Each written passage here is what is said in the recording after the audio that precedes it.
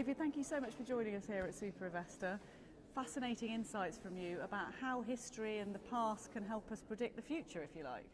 Patterns of repeat, in effect, understanding how we got here and the options we have ahead of us. So when we're talking about volatile times and navigating this landscape, which seems to be obviously the big theme this year at Super Investor, we shouldn't be so scared of it. We should be able to make some predictions. Look, uncertainty is never comfortable for us, and certainly when you've got money at stake and it goes in a different direction, it's very uncomfortable. But we should actually, as investors, think further ahead than just a company. We should think of the environment, we should think of the bigger geopolitical picture, and we should look for shocks because they're not random at all. It's a bit like, there's a sort of particular environments that produce particular shocks.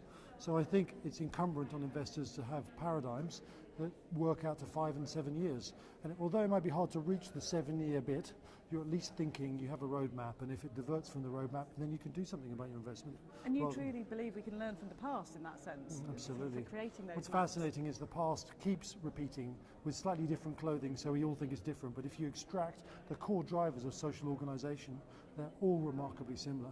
So much so that at each part of the cycle we elect the same types of leaders with the same hallmarks. Britain and America had very similar leaders and heroes doing exactly the same role at the same part of their empire cycle. And also, humans don't change that much in their core, if you like. Someone asked if technology would change anything, and in a strange way, yes, if we could get off the planet, our perspective would change. But in terms of the real change, it's recognition that we're a collective organism. Most of us think and act collectively, and that's the momentum behind these repetitive cycles. So the only way you can move away from that is far greater individuality and single awareness. And investors have to have that if they're successful. You can't judge it on the basis of everyone else says, well, you should do it. It should be your judgment and your appropriate measures to invest. And that's quite an intangible thing, isn't it? Yes, but it's the difference between good and bad investors over time. The rest of them are just taking advantage of a trend and getting lucky. The really good ones actually pick their trends, understand where they are on it, and are able to modulate their risk. And that's really key. And you talked there about good scenario planning and it being long term. Well, I always love bringing the private equity investors, because you say to them, have you got a plan for 5 years? And they don't even think 5 months.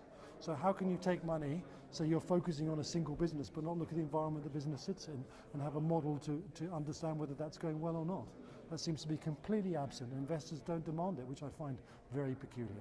Do you think there will be a shift towards more long-term thinking in this environment now? I think trauma creates innovation. And so yes, but because it's actually quite hard to think differently, even if you give people a model like this, they'll say that's fascinating, but how many will embrace it will be few and far between. And then a few more, and then a few more. So it's a gradual process. It's not a sudden, it switches. So if somebody was sitting listening to your presentation today, a delegate here, what do you hope they take away from that and now put into practice, if you like?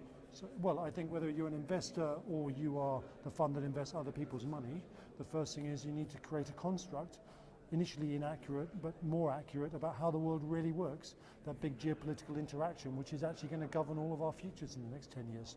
So work out what the main risks are, whether they affect where you are, the investment you're in. Think much more deeply, deeper than just the company. And I think, and then at the same time use that knowledge to execute your judgment as an individual in democracy, to educate people around you and give your children a better chance of surviving what is a very difficult time ahead. Indeed, interesting times ahead. Thanks so much for joining us. Good It's to a talk to pleasure. you.